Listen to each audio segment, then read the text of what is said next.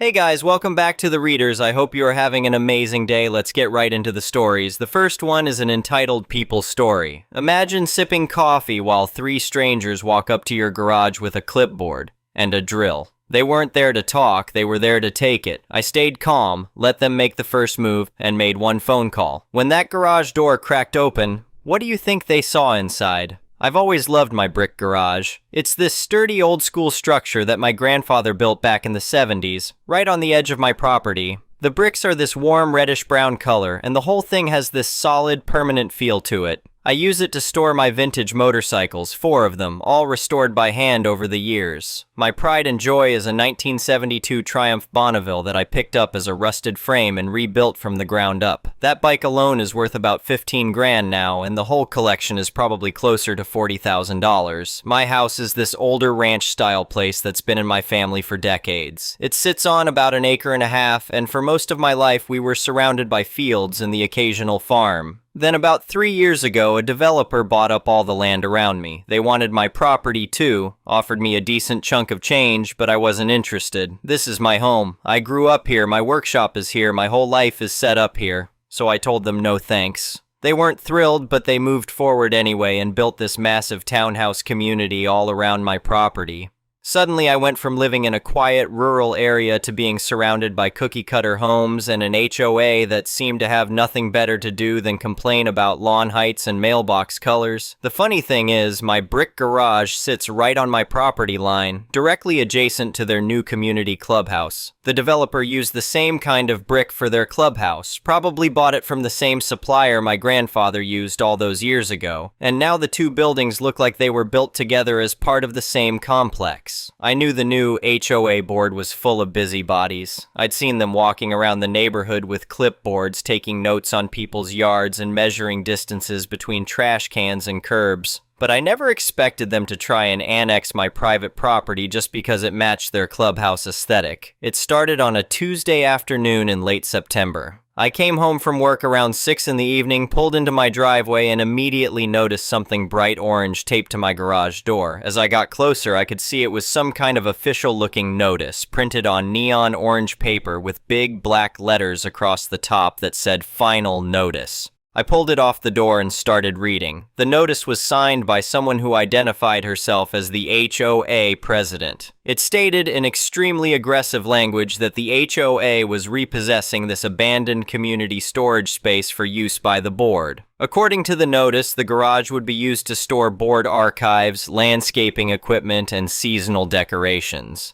The notice gave me exactly 72 hours to remove my personal belongings, which it referred to as junk, or everything inside would be hauled to the dump at my expense. There was a phone number at the bottom and a stern warning that failure to comply would result in additional fines and legal action. I stood there in my driveway reading this thing 3 times to make sure I wasn't misunderstanding it. They wanted to throw away my $40,000 worth of vintage motorcycles because they thought my garage was their property. I started laughing. I actually stood there and laughed out loud because the absurdity of it was just too much. These people had decided that a building I'd owned my entire life, on property that had been in my family since the 60s, somehow belonged to them because it was built with the same bricks as their clubhouse. I decided to let them try.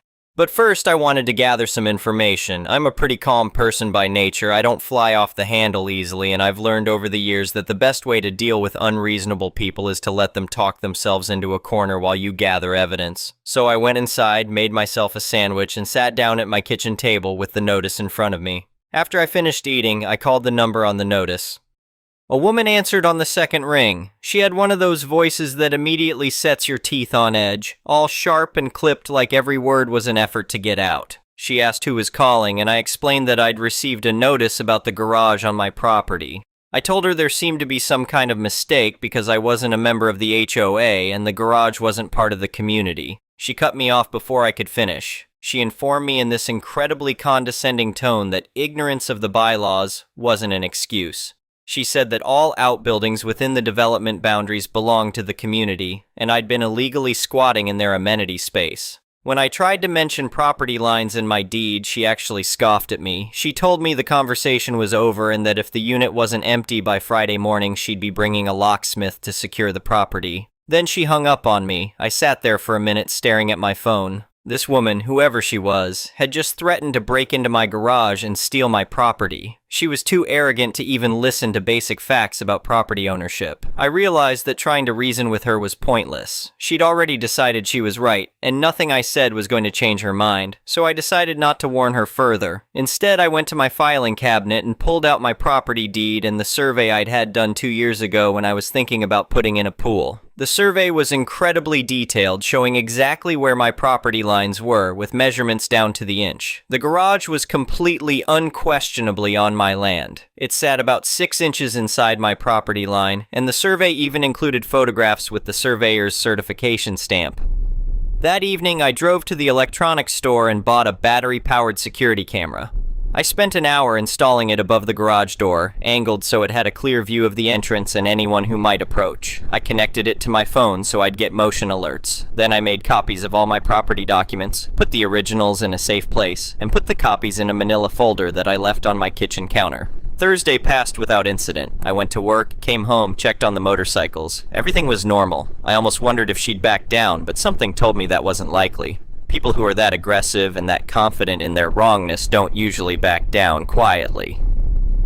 Friday morning, I was in my kitchen making coffee when my phone buzzed with a motion alert from the camera. I pulled up the app and saw 3 people standing in front of my garage. One was a middle-aged woman in business casual clothes holding a clipboard. Another was a younger guy in khakis and a polo shirt with some kind of company logo on it. The third was an older man with a tool bag. I grabbed my coffee in the manila folder and walked outside. The scene was almost comical. The woman with the clipboard was clearly in charge, directing the other 2 like she was orchestrating a military operation. The property manager guy was standing there looking uncomfortable, and the locksmith was already kneeling in front of my garage door with a drill. I walked up slowly, taking a sip of my coffee. The woman noticed me first. She gave me this look, like I was something unpleasant she'd found on the bottom of her shoe. She informed me that this was official HOA business and I needed to step back. She said the board had authorized the repossession of this community storage space, and any interference would be considered harassment. I didn't say anything. I just pulled out my phone and dialed the non-emergency police line. I told the dispatcher that there were people actively breaking into my garage, that I knew who they were, and that I needed officers to respond to a burglary in progress. I gave them my address and stayed on the line. The woman heard me talking to the police. She looked annoyed but not particularly worried. She told the locksmith to hurry up and get the door open. She seemed to think that once they had the door open and took possession, it would somehow legitimize what they were doing. The locksmith worked for another minute or 2, and then I heard the click of the lock mechanism giving way. He stood up and pulled the door open. The woman stepped forward, and I watched her face change as she saw what was inside. 4 vintage motorcycles, all of them in pristine condition, sitting in a clean, well-organized garage with proper lighting and ventilation. For a second, she just stared. Then I saw something shift in her expression. It wasn't embarrassment or recognition of her mistake. It was greed. She turned to the property manager and said that since these items had been abandoned on HOA property, they now belonged to the board and could be sold at auction to recoup community expenses. That's when I heard the sirens. 2 police cruisers pulled up to the curb in front of my house. The woman immediately switched gears. She rushed toward the officers as they got out of their cars, pointing at me and talking fast. She told them she was so glad they'd arrived because there was a squatter harassing them while they tried to secure HOA property. She said I'd been illegally using community space for years and was now interfering with official board business. The officers looked at me, then at her, then at the open garage with the motorcycles visible inside. One of them, an older guy with gray at his temples, walked over to me and asked for my side of the story. I kept my voice calm and factual. I explained that I owned the house and had lived here my entire life. I told him the garage was on my private property, that I had the deed and survey to prove it, and that these people had just hired someone to drill out my lock and break into my building.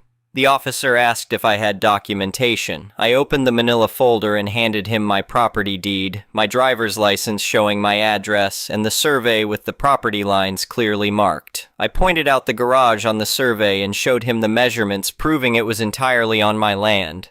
The officer studied the documents for a good minute. He walked over to the garage, looked at where it sat relative to the property markers that were still visible from the survey, and then walked back to where the woman was standing. His expression had changed. He wasn't friendly anymore. He told her that she was standing on private property and had just hired someone to break into a privately owned building. He said that what she'd done constituted criminal trespassing and attempted burglary. He asked if she had any documentation proving the HOA owned this structure. The color drained out of her face. She started stammering something about the developer and community boundaries and how the building looked like it was part of the clubhouse. The property manager, sensing which way this was going, started backing away slowly. The locksmith had already packed up his tools and was heading for his van, muttering about being lied to and how he wasn't getting paid enough for this. The officer wasn't interested in her excuses. He told her she had two options. She could either leave the property immediately and never return, or she could be arrested for criminal trespassing. He asked me directly if I wanted to press charges. I said yes. I explained that I'd tried to tell her this was my property, that she'd refused to listen, and that she'd gone ahead and damaged my lock anyway. I wanted a police report documenting everything, and I wanted charges filed. The other officer, a younger woman, asked the HOA president for her identification. The woman started crying, saying that the developer had told them the garage was part of the community amenities. She kept repeating that there must have been some mistake, that she was just trying to do her duty as HOA president, that she'd never meant to break the law. The officer informed her that intent didn't matter. She'd trespassed on private property and hired someone to break into a building she didn't own. Those were crimes regardless of what she thought she was doing. She placed the woman in handcuffs, put her in the back of the cruiser, and told her she was being detained while they sorted everything out. The property manager was questioned separately. He claimed he was just following orders from the board and didn't know the garage was an HOA property. He gave them his information and was told he might be contacted later as part of the investigation. Then he practically ran to his car and drove away. The officers took my statement, photographed the damaged lock, and gave me a case number for the police report. They told me I should contact my insurance company about the lock and consider getting a lawyer to send a cease and desist letter to the HOA. They also recommended I get a restraining order if the HOA president tried to contact me again. After they left, I stood in my driveway for a while, drinking my now cold coffee and looking at my garage. The lock was drilled out and would need to be replaced, but the motorcycles were fine. Everything was fine. I'd just watched someone get arrested for trying to steal my property because she was too arrogant to check basic facts like who actually owned what. Over the next few days, I got a new high-security lock installed and sent copies of the police report to the HOA's registered agent. I included a cease and desist letter that my lawyer wrote up, demanding that the HOA never contact me again about my property and that they pay for the damaged lock. The bill for the new lock was $350 because I'd upgraded to something that couldn't be drilled out as easily. I also sent a bill for my legal fees, which came to about $800 for the consultation and the letter. I wasn't optimistic about getting paid, but I wanted everything documented in case this went further. The following week, I got a call from a different person at the HOA, someone from their legal counsel. This person was much more professional and apologetic. They explained that there had been a serious misunderstanding, that the board president had acted without proper authorization, and that the HOA would be happy to reimburse me for all my costs. They wanted to know what I needed to make this go away. I told them I needed payment for the lock, payment for my legal fees, and a written apology acknowledging that my property was private and not subject to any HOA oversight. I also told them I never wanted to be contacted by their organization again unless it was to pay what they owed me. They agreed to everything. A week later, I received a check for $1,150 and a letter signed by the entire board minus the now former president, apologizing for the incident and confirming that my property was entirely private and outside their jurisdiction. I thought that was the end of it. I deposited the check, filed the letter away, and went back to my normal life. But then I got curious about something. The whole incident had made me paranoid about property lines, so I pulled out my survey again and started looking at it more carefully. I noticed something I hadn't paid attention to before. The HOA's fancy wrought iron fence, the one that surrounded their clubhouse and pool area, was built about 2 feet over my property line on the back corner of my lot. It was a small encroachment, maybe 20 feet of fence in total, but it was definitely on my land. The survey showed it clear as day. I sat at my kitchen table looking at this survey and started laughing again. After everything that had happened after they'd tried to steal my garage and my motorcycles, it turned out they'd actually built part of their fence on my property. The irony was almost too perfect. I called my lawyer back and showed him the survey. He looked at it, measured it against the fence line using some satellite photos, and confirmed what I'd found. The fence was absolutely encroaching on my property. He asked what I wanted to do about it. I told him I wanted it removed. Not moved, not modified, but completely removed from my property line. I wanted to send them a legal notice demanding they take down the portion of fence that was on my land and restore my property to its original condition. He drafted the notice and we sent it certified mail to the HOA board, their legal counsel, and their property management company. The notice gave them 30 days to remove the encroachment or face legal action for trespassing and property damage. The response was immediate. Their lawyer called my lawyer within 2 days. There was a lot of back and forth about whether the encroachment was really significant enough to matter, whether we could just grant them an easement, whether there was any way to resolve this without them having to tear down part of their fence. My answer was no. I didn't want their fence on my property. I didn't want an easement, I didn't want any connection to their HOA whatsoever. I wanted the fence removed and I wanted it done within the 30-day deadline. They tried to negotiate. They offered me money. They offered to pay for a survey and fence repairs on my property. They even offered to build me a new garage if I just let them keep the fence where it was. But I wasn't interested. This wasn't about money. This was about the principle. They'd tried to steal my property, had me watch while they broke into my garage,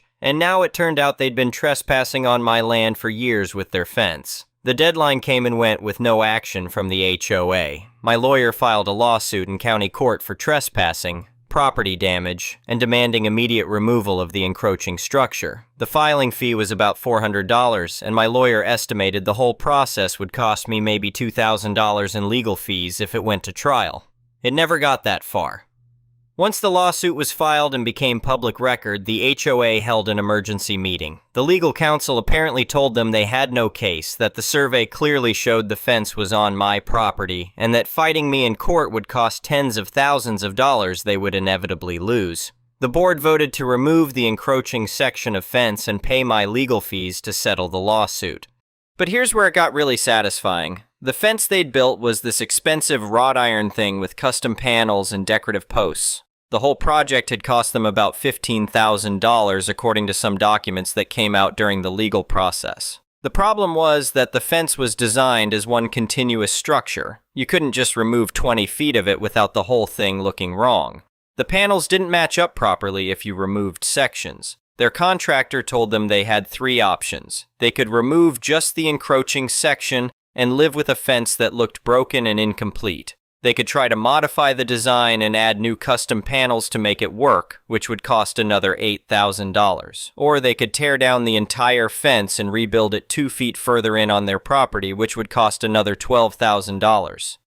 The board chose the third option. They didn't have a choice, really. The fence looked ridiculous with a section missing, and trying to modify it would have been almost as expensive as starting over. Plus, they were terrified I'd sue them again if they tried to half-fix it. So over the course of a month, I got to watch from my kitchen window as a crew came in and dismantled the entire wrought iron fence around the clubhouse. They pulled up every post, removed every panel, and hauled it all away. Then they brought in surveyors to mark exactly where the new fence line should be, making absolutely sure it was on HOA property and nowhere near my land.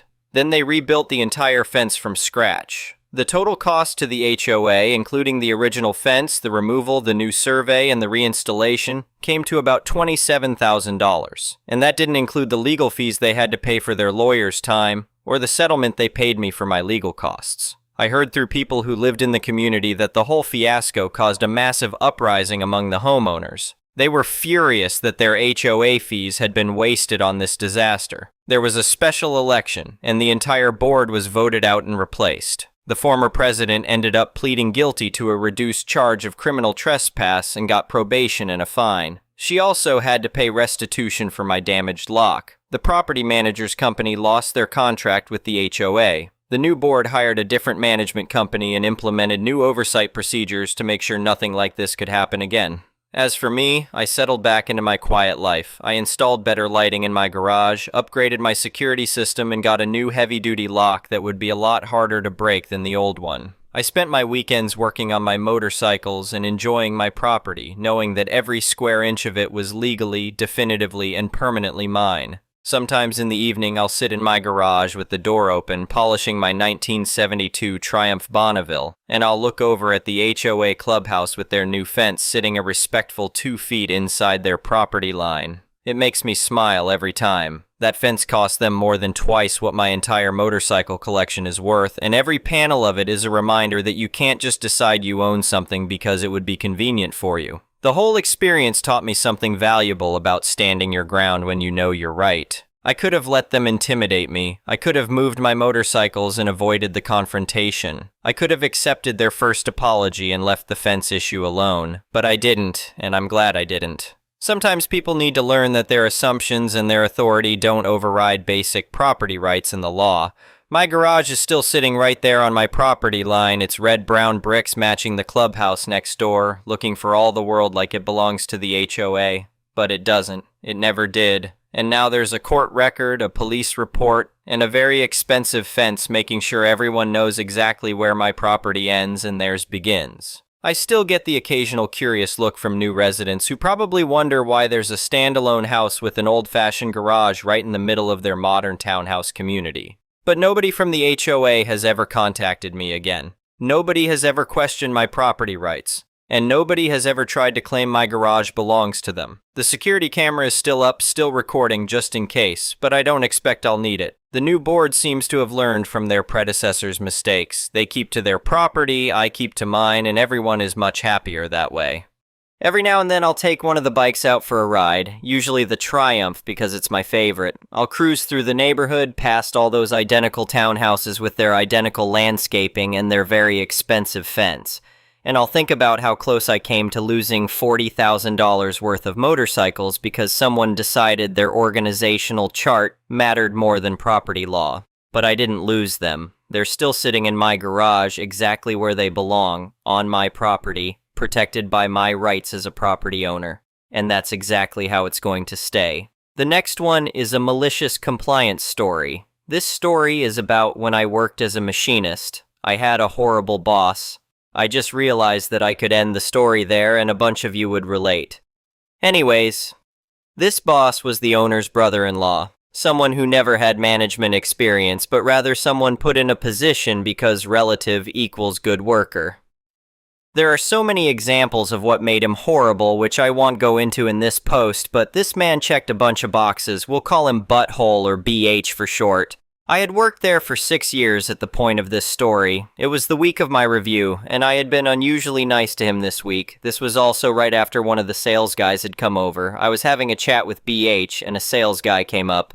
You know, I was going through the numbers over the years, and do you realize that over the years of OP being here, the amount of rework coming out of his area has dropped and profits are up about 400% over the guy he replaced? He started talking some more and BH cut him off and gave him a look. Sales guy looked at me and back to BH and then walked away. I knew I had some info that I wasn't supposed to know, and he knew I knew. Eventually I was called in for my review. There were 4 pages of categories scored 1 to 10. It was very routine. All my scores were very good, and in turn, I was feeling good. We finished that up and I signed it as stating I was in agreeance. He slid it to the side and pulled out a totally different piece of paper. Now that the review for the company is over, this is stuff about you I have noticed. The piece of paper outlined that I spent too much of my time socializing with others, which significantly reduced my productivity. It also stated I spent too much time in the bathroom and needed to adjust my diet so I would refrain from using the bathrooms at work. He had broken this into 3 neat paragraphs, and I do not remember the exact wording. I was floored. I had gone through years of medical crap and even surgeries with my gut. He knew this. Also, if my machine is spinning and making chips, I can talk and pay attention to the normal sounds coming out of my machine without affecting productivity. We got into a heated argument. He was adamant that I was wasting time in the bathroom. I argued that if I go in there and stuff comes out of me, then the bathroom was needed. He said that he had no proof of me actually using the bathroom. I offered to stop flushing and everyone else would alert him of what I did in there for me. Everything he said I had a retort. At one point I got so pissed off I walked out of his office and yelled, "Keep your raise, just don't talk to me anymore." Then he yelled that if I didn't come back, he would fire me for insubordination. I went back in and just stared. He talked for another 20 minutes without me saying a thing. It was a 2% raise, which was decent for current market rates, and I left and went back to work. It's at this point a bunch of people are going to comment about common sense stuff like how illegal half of this is and what I should be doing about it. I will point out that I am very neurodivergent and very smart, but sometimes lack that sense because of how my brain is wired. I decided to just do what he said. I got subscriptions for Audible and YouTube and wore earbuds literally 100% of the time. I stopped talking to everyone. If someone came up to me and asked WTF, I would state my time at work is for working and not for talking. I got deep into listening to Roll20 and discovered a bunch of authors and books I love to this day. As for the bathroom, I adjusted my diet. I would get home from work and eat one meal immediately that would hold me over until I got what I needed. I called my doctor and told him about my review. My doctor also had some fun words about my boss. I got to drop by and pick up a doctor's note that read, paraphrased, "Due to human nature, this note is to state that OP can use the bathrooms at work when needed." This is also when I found out that HR had no idea about what was going on, as she was like, "What's this for? Of course you're allowed to poop at work." She said she'd look into it. I never heard back.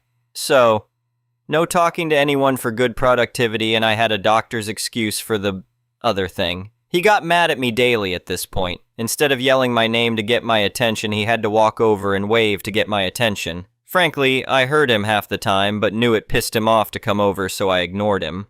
He would always point out that it would be easier for him if he could get my attention. I would point out that the handbook says these are allowed and they prevented me from socializing, which he didn't allow.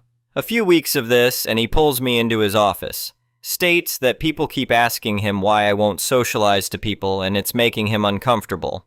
I state it's not making me uncomfortable, that they're his orders, and I have noticed an increase in productivity, so it's working. Did he want me to be less productive? No? Okay, BH, I'll go back to work. You can't order me to socialize with people, especially after ordering me not to socialize with people. I'm not sorry that it makes you uncomfortable that I'm enjoying my book. I continued this for a whole year before I put in my 2 weeks just before my 7-year anniversary and enacted my revenge. I hope you enjoyed this story. There will be more stories of BH and my revenge later. The next one is an entitled people story. About 8 years ago, I was working at Lowe's in the flooring department. I was freshly and honorably discharged from the Army about 6 months prior to getting the job at Lowe's. This will become relevant a little later on. Granted, I hadn't worked at the store very long, so I didn't know everything there was to know about flooring and was by no means an expert. But the one thing I knew for sure was not to let customers take the folders that contained the flooring details, measurements done by contractors for flooring to be installed, for personal use. This was stressed to me during my training by both the computer training modules and my manager. Customers are not to take the detail that was done. This was because we often offered free flooring details in quotes, and if the customer had their free detail measurements in hand, they could simply take the measurements to another business and have them do the installation for a potentially better price. Lowe's didn't want that happening. Enter the absolute unit of an entitled woman and her submissive husband. I'm busy at the flooring desk taking calls and helping customers, and this woman walks up to the desk. She claims she had a detail done recently and, you guessed it, she wants to take her folder home with her. I politely but firmly explained to her that it's against store policy for customers to take their measurements home with them. She starts causing a scene, exclaiming that these were her measurements done on her house, so they belong to her. I tell her that I am happy to get my manager on the phone so they can better explain the policy to her and confirm that I am telling her the right information. She begins berating me, invading my personal space and getting in my face, being absolutely obnoxious. As I'm trying to reach my manager on the phone, "Why do you need to call a manager? Why do you need to call your manager? You're new here, are you stupid or something?" See, I was used to people screaming in my face in the military. Didn't bother me in the slightest. Where I drew the line was when she called me stupid. I'm not usually one to pull the veteran card, but I wasn't about to let this woman walk all over me. She needed to know. I was finally in a position where I didn't have to put up with people screaming in my face and could tell them off. My manager was busy and wasn't answering the phone. I hung up the phone and calmly responded, "Ma'am, I was a sergeant in the Army. I'm not some 18-year-old who you can walk all over. Just so you know, I don't need this job, and I definitely don't need you screaming in my face telling me that I'm stupid. Now, I'm happy to walk up to the front of the store with you so we can speak to a manager and get this resolved. I'm here to help you. So, how can I help you?" She huffed and started cussing and making an even bigger scene as she gathered her purse and her husband and they began walking up to customer service. I grabbed her folder and the people who were standing in line behind her began apologizing, saying things like, "I'm so sorry you have to deal with that." I just shrugged, thanked them for their patience, and said I would be right back. I took my sweet time walking up to the front. By the time I get up to the customer service desk, I spot the lady already complaining to the customer service staff. I quickly spotted my manager who asked me what was going on. Folder in hand, I simply said, "She's trying to take the folder." My manager, a very tall, muscular woman who didn't take anyone's crap, said, "Who?" I gestured toward the EW. My manager asked for the folder from me and said, "Okay, thank you. You can go back to flooring now." I happily handed her the folder and began comfortably strolling back to my department. As I was walking away, I hear this woman absolutely losing it. "Blah, blah, blah, I'm calling corporate. Do you know who I am? Blah, blah, blah." I just smiled, cool as a cucumber, knowing I did something right. She didn't get her way. I didn't get walked all over. I didn't lose my job. Never heard another word about it from anyone. Don't piss off the veteran working in the customer service industry. Anyone working in customer service, for that matter. We're just trying to help you. Anyway, thank you for watching.